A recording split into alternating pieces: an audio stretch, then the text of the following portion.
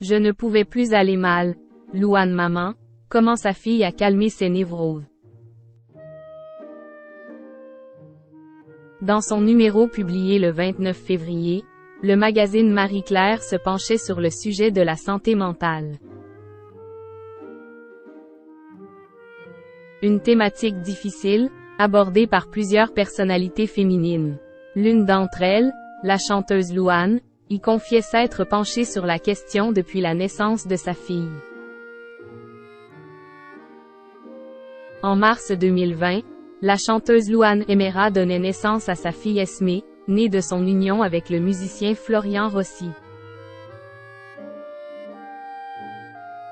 La petite fille comble de bonheur ses parents, et notamment sa mère.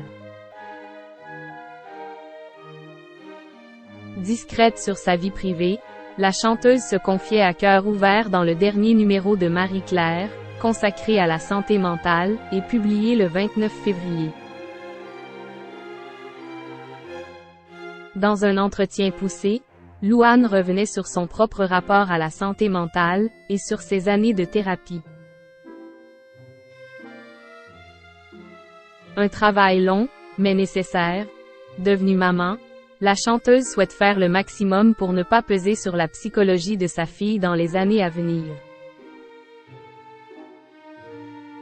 Cette dernière motive ainsi sa maman à aller mieux, et notamment à soigner ses névroses. La star raconte ainsi être sujette aux insomnies, car ses pensées l'empêchent de trouver le sommeil, mais passer tout de même de meilleures nuits depuis la naissance de sa fille.